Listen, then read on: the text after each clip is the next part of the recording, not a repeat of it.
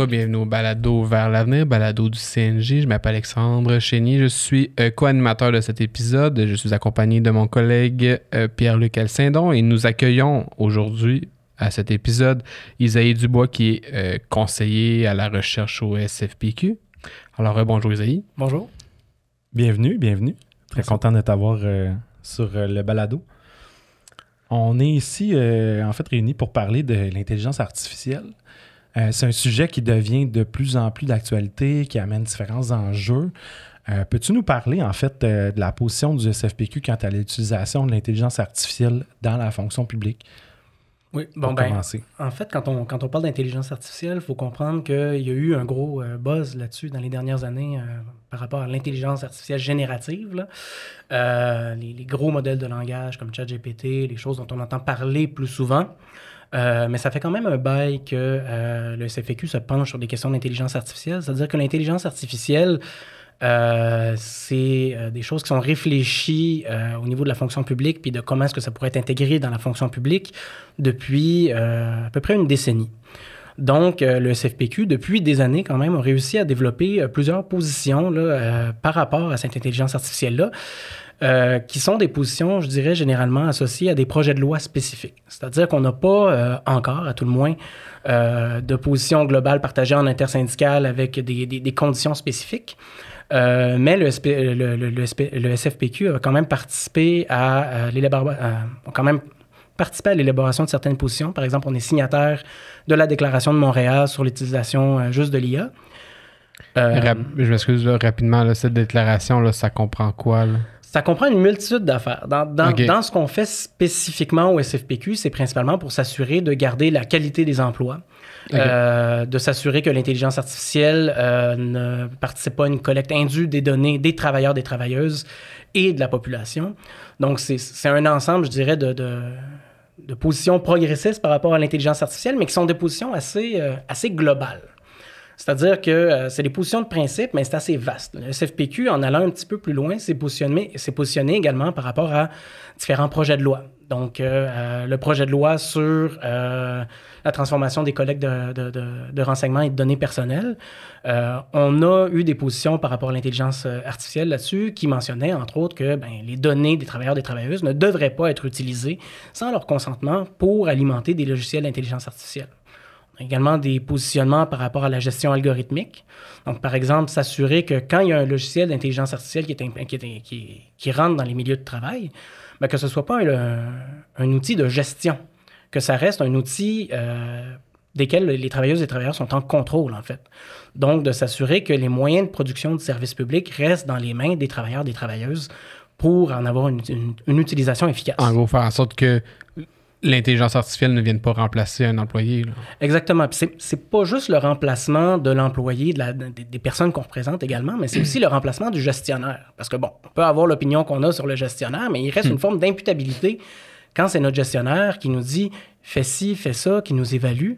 À ce moment-là, on est capable de rendre le gestionnaire imputable. Quand c'est un logiciel d'intelligence artificielle, le risque dans la création automatique d'horaires, dans l'évaluation automatique, par exemple, dans l'assignation automatique à des tâches, c'est qu'on ne soit plus capable de venir faire pression sur les directives de gestion parce qu'elles sont complètement automatisées par des algorithmes, en fait.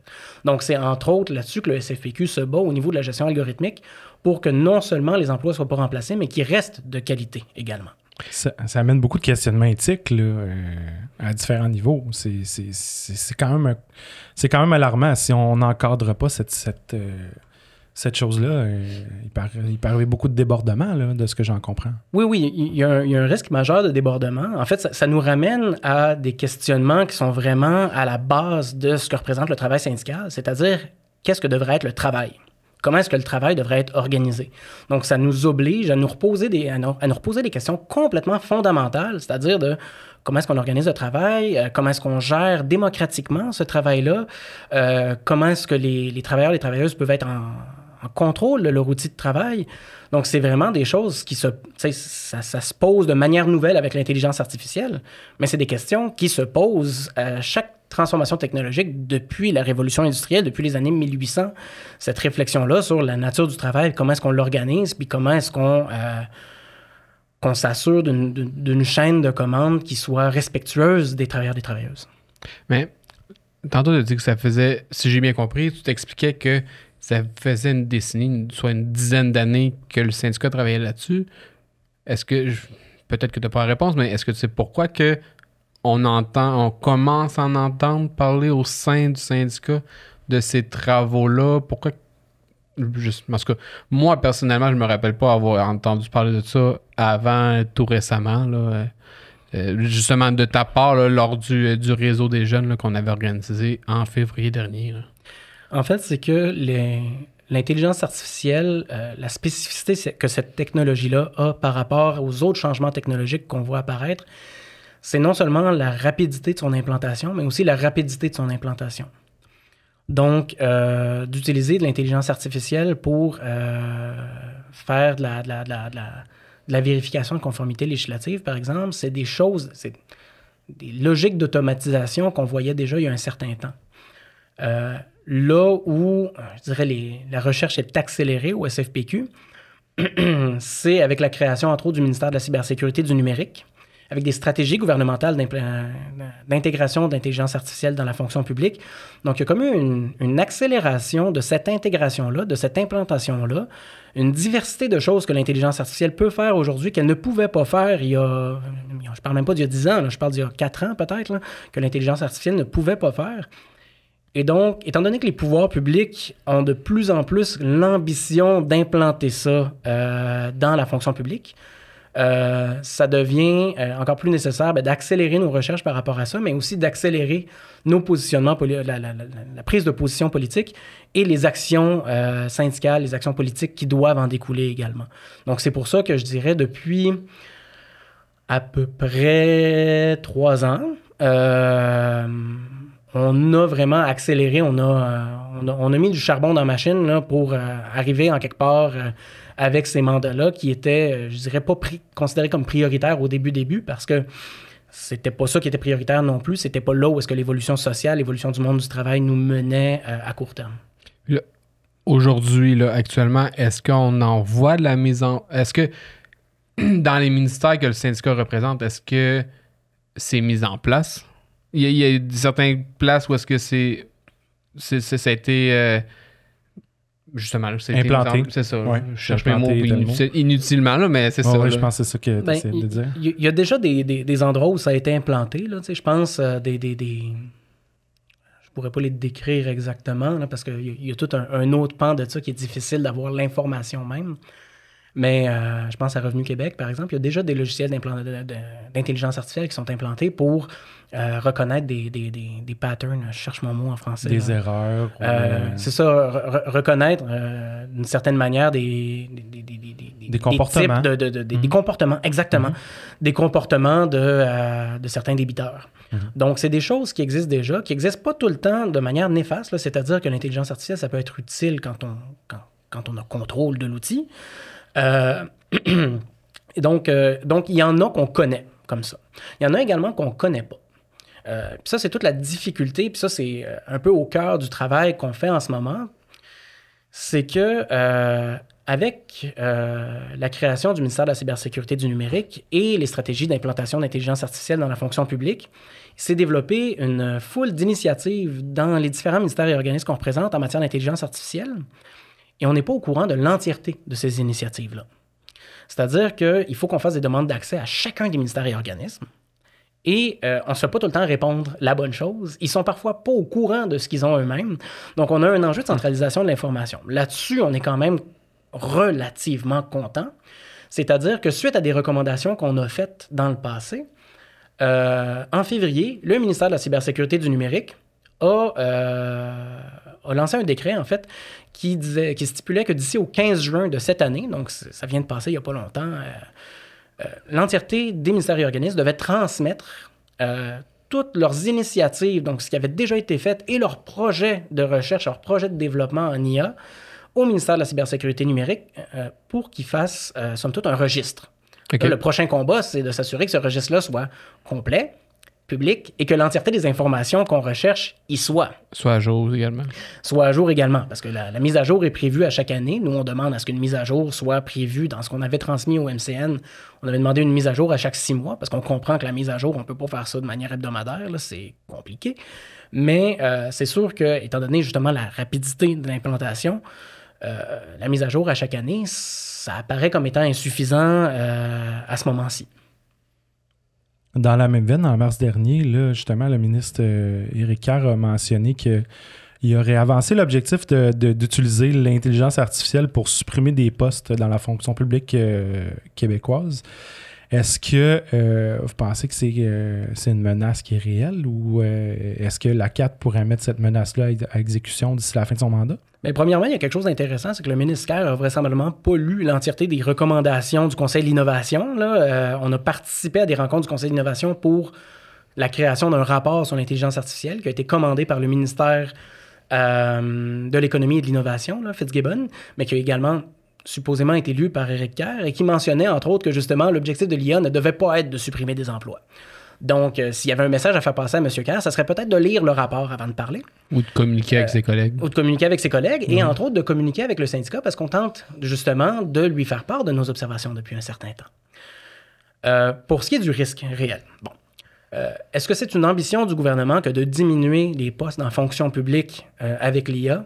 Définitivement. Ça a été quelque chose qui a été mentionné à plusieurs reprises, qui a été sous-entendu même par d'autres personnes, même que Éric Kerr. Ça a été sous-entendu une ou deux reprises par Sonia Lebel au Conseil du Trésor. Donc, c'est quelque chose qui est dans le zeitgeist, dans l'imagination collective des personnes qui ont des positions de pouvoir au gouvernement. Est-ce que son objectif de couper tous ces postes-là d'ici la fin du mandat de la CAQ, c'est réalisable? Je pense que s'il voulait faire ça, ça serait même difficilement réalisable pour un néolibéral austéritaire. Là. Ça serait compliqué. Je pense que la chose sur laquelle il faut qu'on se penche, en fait, justement, c'est pas simplement la diminution des emplois. Parce que la diminution des emplois, c'est une chose. À court terme, ça peut être un problème. À moyen et long terme, il faut qu'on soit également capable de réfléchir à comment est-ce que l'emploi va se transformer. Vous savez, souvent, puis c'est souvent ce que les technophiles nous disent, ceux qui sont vraiment des grands fans de l'IA nous disent, c'est que ça va soulager le travail parce qu'on va être en mesure de limiter les tâches répétitives et routinières pour se concentrer sur les tâches qui nous demandent plus d'efforts intellectuels, qui sont plus... qui nous donnent plus de fun au travail. La réalité, puis il y a des études au Québec qui ont été faites, entre autres par Xavier Parent-Rochelot, qui ont été faites sur l'impact que l'intelligence artificielle peut avoir sur le travail. C'est que pour les travaux techniques, donc les personnes qu'on représente principalement au SFPQ, ça augmente généralement la charge du travail parce qu'en limitant, en enlevant tout ce qui est répétitif, on donne juste des tâches à complexité intellectuelle forte 100% du temps sans diminuer les attentes de rendement. Ce qui fait en sorte qu'on arrive avec des gens qui se sont fait promettre de diminuer la charge de travail puis qui vont en burn-out. Ouais. Puis si on pouvait, par exemple, juste donner des exemples de situations ou de tâches que l'IA peut faire là, pour les néophytes, les gens qui ne connaissent pas nécessairement l'intelligence artificielle. Souvent, il y en a beaucoup qui vont faire référence à ChatGPT, là, qui est un logiciel en fait où il y a des bases de données qui sont ajoutées à tout ça. Ou par exemple, à des logiciels qui peuvent créer des chansons en 30 secondes, 1 minute. Ce serait quoi les tâches, par exemple, les autres utilisations de l'intelligence artificielle?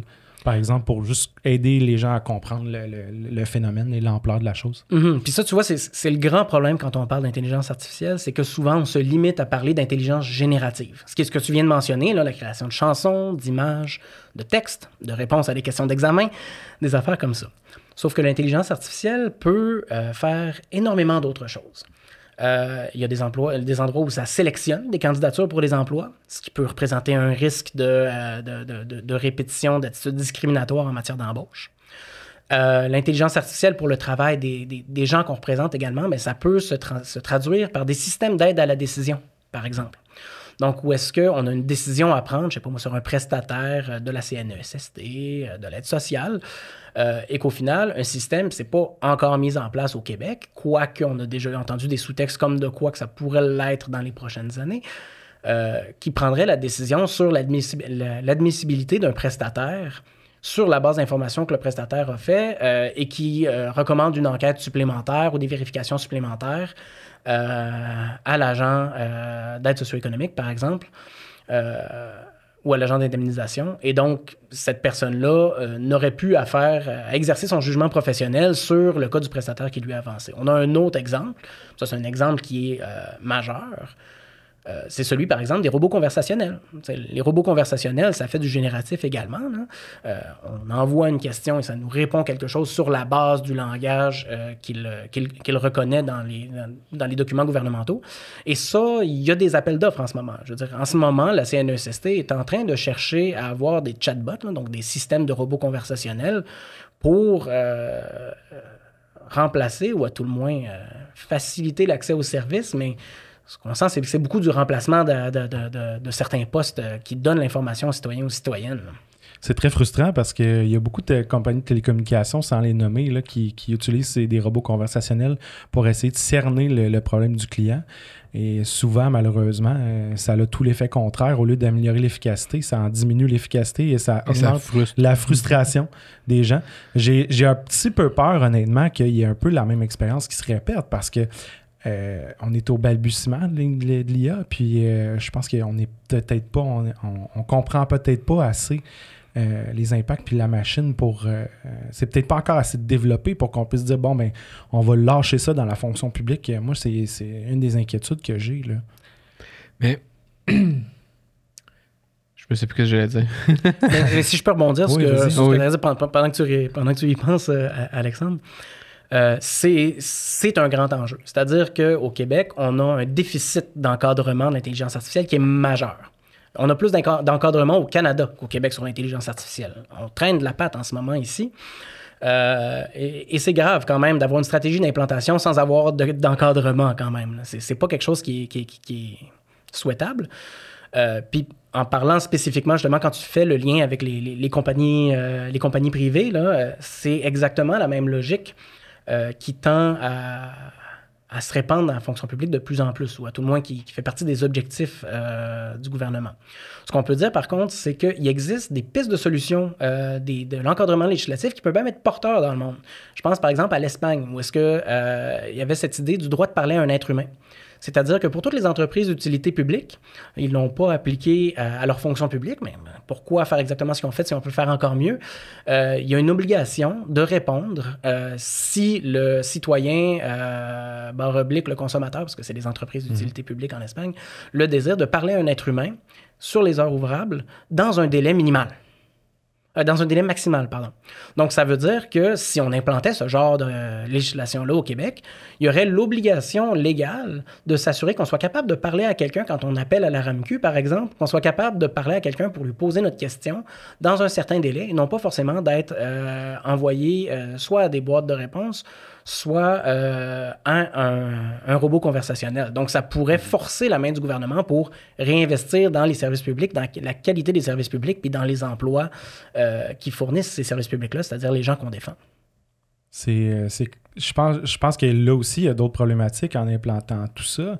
C'est que des gens qui sont pas nécessairement à l'aise avec la technologie, qui ont droit à un service, par exemple de la CNESST ou d'un autre organisme, puis ils sont butés à l'intelligence artificielle, puis on les amène involontairement dans une espèce d'impasse technologique où on dit, on vous force à évoluer, on vous force à changer.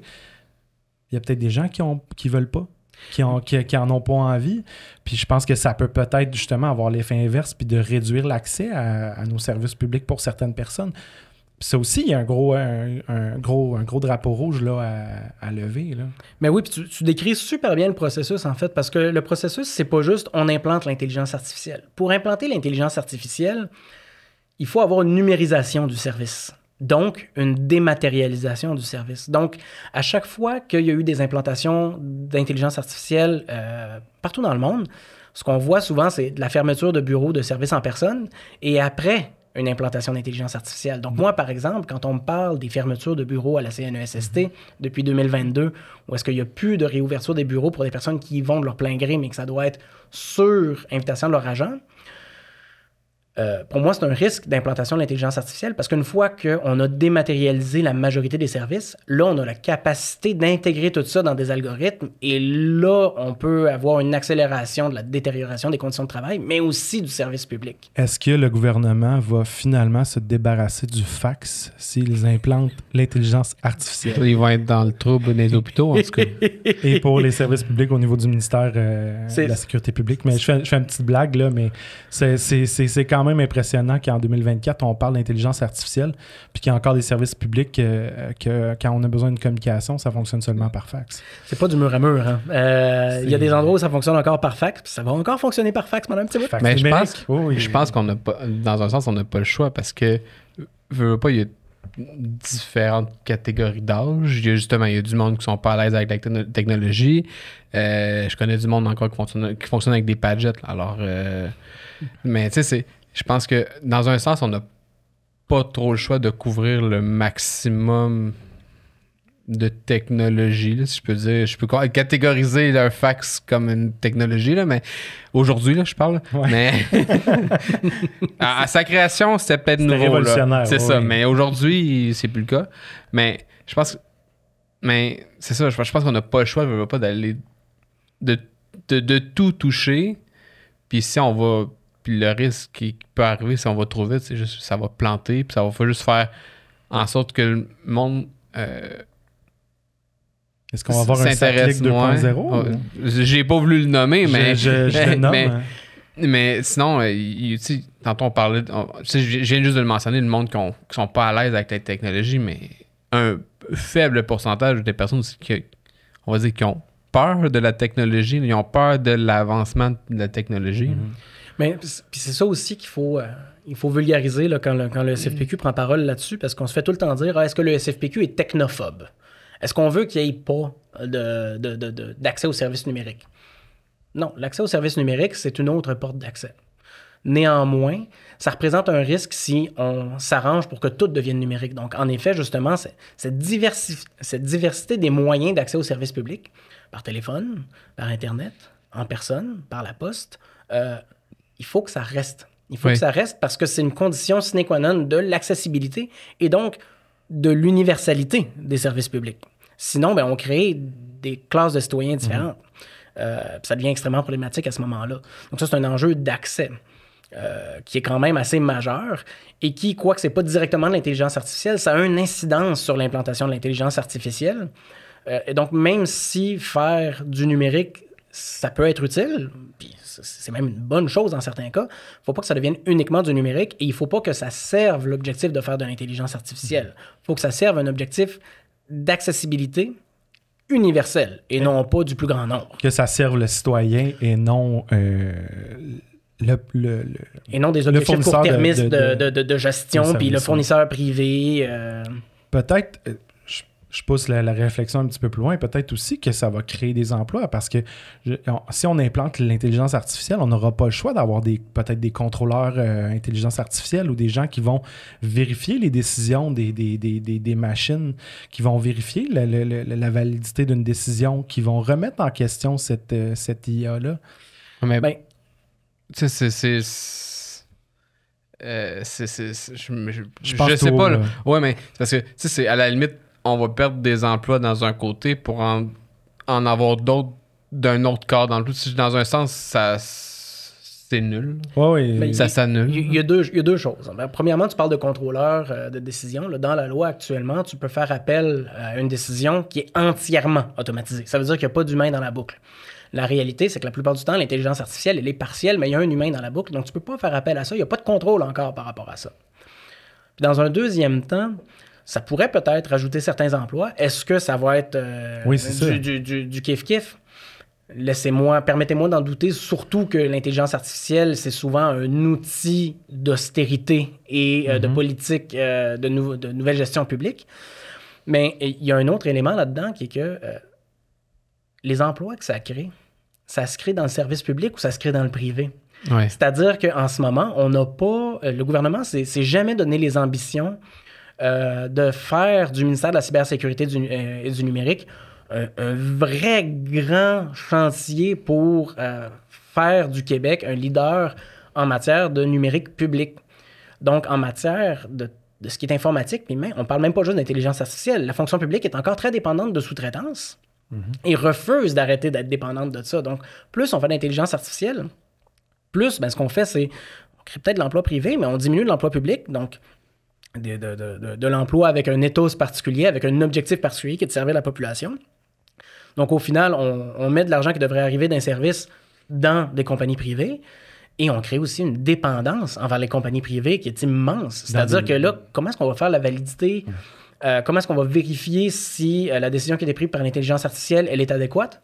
Si c'est protégé par le secret d'affaires, par exemple. Puis l'autre problème qu'on va avoir, c'est que c'est des services infonuagiques, des compagnies privées qui stockent les données, qui souvent sont stockées à l'extérieur du pays ou de la province. Et qui risquent d'être compromises. Il y a beaucoup de rançongiciels. S'il y a des gens qui sont des malfaiteurs qui voulaient, par exemple, faire mal au gouvernement, ils pourraient se tourner... vers des attaques, des cyberattaques de ces fournisseurs de services-là. Puis là, ça pourrait avoir des conséquences dévastatrices. Là. Ça peut représenter un risque majeur. Là. Ça peut représenter un risque majeur, quoi qu'on ait une législation qui encadre le fait que des données puissent ou ne puissent pas aller à l'étranger. Permettez-moi également de douter de l'application parfaite de cette loi-là dans les conditions actuelles, de la capacité du gouvernement dans le contexte de sous-investissement en personnel informatique, de vérifier si ces entreprises-là se conforment à la loi. Et oui, ça peut représenter un risque également informatique pour la population québécoise, pour la qualité des services, pour les données de la population québécoise. Puis là, on parle de données sensibles quand même. Là. On parle de données sur le RQAP, potentiellement. Donc, des numéros d'assurance sociale. Des numéros d'assurance sociale. On parle de données qui ne sont pas est-ce que je regarde des vidéos de chats sur Facebook un petit peu trop longtemps? Là? C'est plus juste pour nous vendre des patentes. Donc, oui, il y a un risque supplémentaire. Mais moi, en fait, là, je viens de voir une question qu'on t'avait envoyée. Là. Puis, moi, je pense que c'est ayant un lien un peu, sans nécessairement avoir un lien, là, mais en fait, la question, c'est crois-tu que l'IA peut remplacer le jugement professionnel d'un travailleur du gouvernement du Québec? La question, c'est ça. Mais moi, par rapport à ça, tu sais, moi, je travaille au ministère de la Justice, je travaille auprès du juge de la Cour supérieure. J'ai de la difficulté à m'imaginer que, justement, à la limite, ça soit une intelligence artificielle qui rend jugement, et ça, c'est peu importe sur quoi, là, autant en criminel qu'en familial pour prononcer le divorce, ou un dossier qui est en civil, où est-ce que c'est deux entreprises qui... parce qu'il faut que le juge, la personne qui décide par la suite, puisse attester de la crédibilité d'un témoignage. J'ai de la difficulté à voir comment qu'une machine pourrait faire ça. Est-ce que... Puis je reviens à la question, est-ce que tu penses que ça peut remplacer le jugement professionnel d'un employé de l'État? Moi, je pense pas que ça peut remplacer.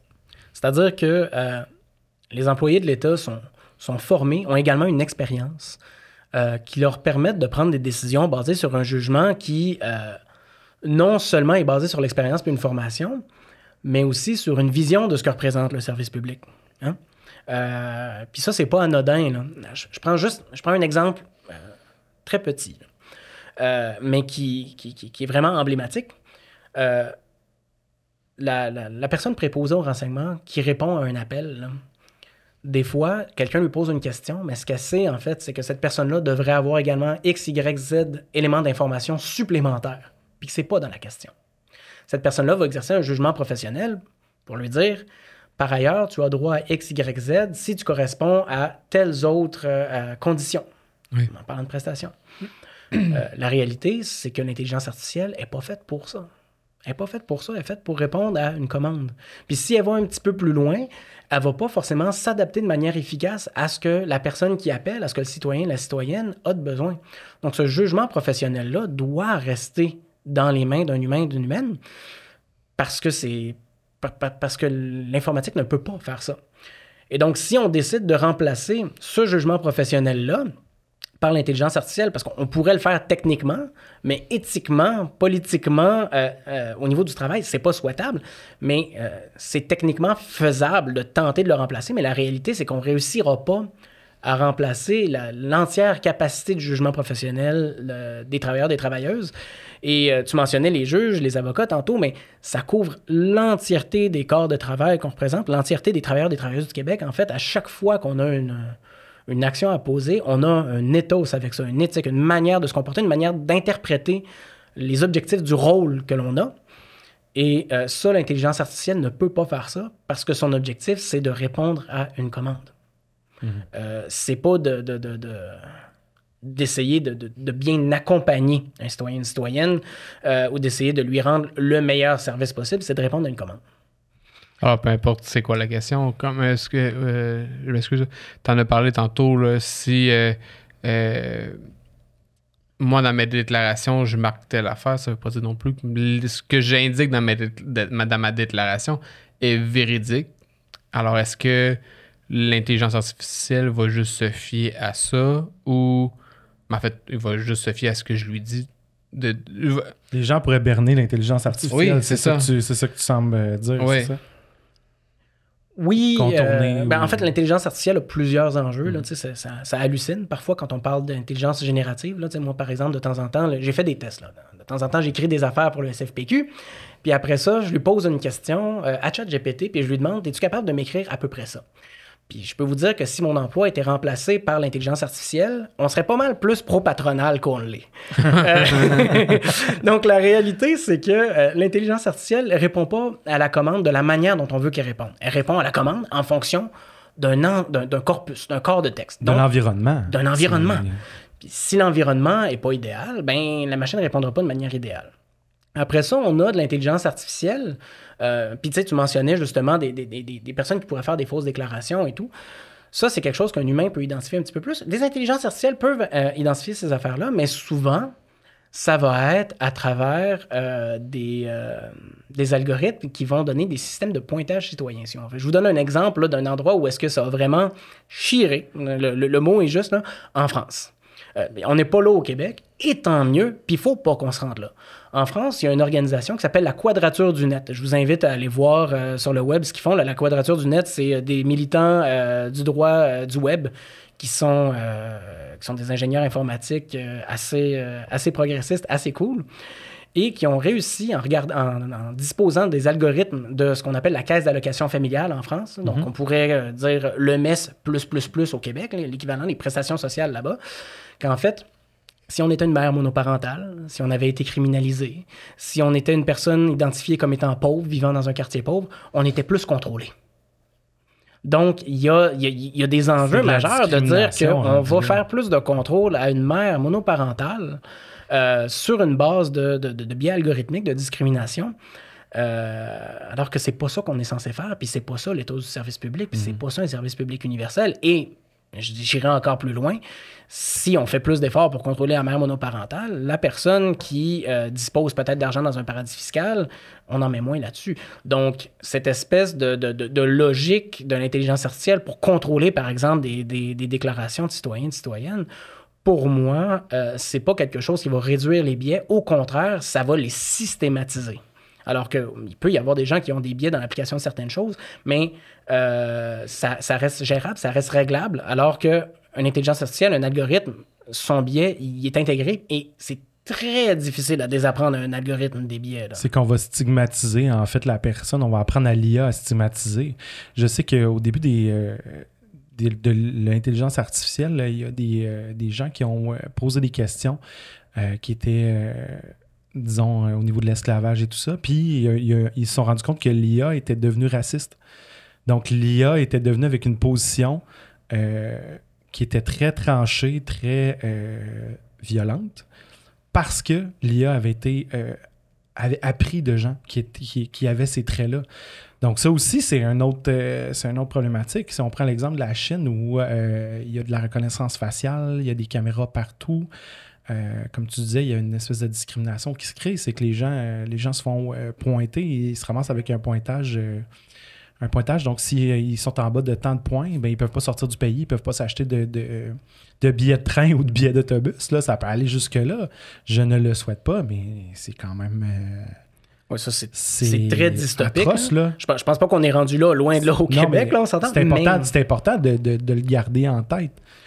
De dire, on veut pas que ça en arrive là. Tout à fait. Puis on veut pas que ça en arrive là. Puis justement, là-dessus, le SFPQ, par exemple, c'est déjà positionné dans un mémoire sur un des projets de loi du gouvernement qui portait sur ses capacités en ressources informationnelles, donc entre autres l'intelligence artificielle, pour justement dire il nous faut un moratoire sur la reconnaissance faciale, puis sur quelques autres éléments qui sont, je dirais, à haut risque. Là.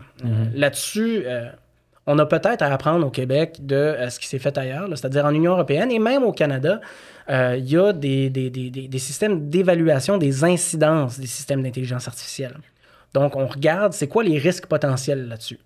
L'intelligence artificielle pour aider, par exemple, à effectuer un radiodiagnostic, c'est pas forcément une mauvaise chose. Une intelligence artificielle qui va faire de la reconnaissance faciale, qui va faire de la prédiction criminelle, qui va faire de la décision sur des prestations sociales. Là, on est rendu ailleurs au niveau du risque. Un genre de rapport minoritaire, un peu, si je peux prendre le film où il y avait une intelligence artificielle qui décidait du destin des... Je ne l'ai pas lu. C'est un parallèle très intéressant. En fait, l'intelligence artificielle prédit le crime, donc... savent qu'un crime va arriver, donc à ce moment-là, j'ai vu à ce moment-là, les gens vont l'arrêter avant que le crime arrive. Oui, avec le pre-crime unit, là. Ouais. Ben, on est vraiment pas là, mais il y a, par exemple, la police de Los Angeles a tenté de faire des anticipations comme ça de réalité criminelle. Puis qu'est-ce qui se passe dans ce temps-là? Ben, on voit que la police, qui applique déjà des biais raciaux aux États-Unis, particulièrement à Los Angeles, se faisait dire par l'intelligence artificielle de continuer à patrouiller des quartiers plus pauvres, des quartiers fortement racisés. Donc, il faut qu'on comprenne que l'intelligence artificielle, là, ça répète, ça simule la cognition humaine, mais ça apprend sur la base des comportements. De comportements humains. Ça apprend pas, c'est pas de la génération spontanée, là. Donc, il faut qu'on comprenne que l'intelligence artificielle a un risque de répétition des biais. Et si notre objectif, et je le porte fortement moi, et on le porte au SFPQ, et j'ose espérer que le gouvernement le porte également, c'est de faire de nos services publics des services publics plus égalitaires, plus universels, plus accessibles, de respecter encore plus les droits des citoyens, de s'assurer que ces citoyens-là aient recours aux droits qui leur sont octroyés en vertu de la loi. Qu'on soit capable de dépasser les biais et les cognitions qu'on a eues dans le passé pour s'assurer d'un système public encore plus fort, encore plus efficace. Puis ça passe pas forcément par l'intelligence artificielle qui répète certaines choses qu'on fait depuis un certain temps puis qu'on tente de défaire quand on est progressiste comme le SFPQ. Alors, est-ce que je comprends bien en disant que le syndicat n'est pas nécessairement contre l'intelligence artificielle, mais il faut qu'elle soit contrôlée, qu'il y ait des critères stricts qu'elle soit bien encadrée. C'est ça, qu'elle soit bien encadrée. En fait, qu'elle soit également... c'est ça, qu'elle soit bien encadrée. Alors, c'est ce que je comprends, là. Oui. Ce que le SFPQ dit depuis que le SFPQ s'est prononcé là-dessus, là, ça n'a jamais été on est contre l'intelligence artificielle. Ça a toujours été il faut un encadrement pour s'assurer que ça respecte, premièrement, les travailleuses et travailleurs. Il faut également s'assurer que l'intelligence artificielle soit dans le respect des droits de la population. Puis enfin, je dirais, faut s'assurer que l'encadrement de cette intelligence artificielle-là, puis les processus pour s'assurer qu'elle ne soit pas mise en place de manière délétère pour la population, les travailleurs, les travailleuses, que ces mécanismes-là soient indépendants du gouvernement. Donc, entre autres, en faisant une commission parlementaire sur l'intelligence artificielle, en donnant des pouvoirs supplémentaires aux protecteurs du citoyen, à la Commission des droits de la personne et des droits de la jeunesse. Donc, il faut qu'on s'assure que si c'est implanté, ça soit implanté dans un carré de sable qui est défini par la loi et qu'on ait des chiens de garde, puis qu'on ait des chiens de garde avec des dents par rapport à ça, parce que sinon, c'est risqué. Si tu dis être indépendant au gouvernement, est-ce que ça ne veut pas nécessairement dire d'aller au privé, là, d'aller en sous-traitance? Non. Quand je dis indépendant, je parle par exemple du protecteur du citoyen. Okay. On n'est pas en sous-traitance quand on parle de l'Office du protecteur du citoyen, là, bien au contraire.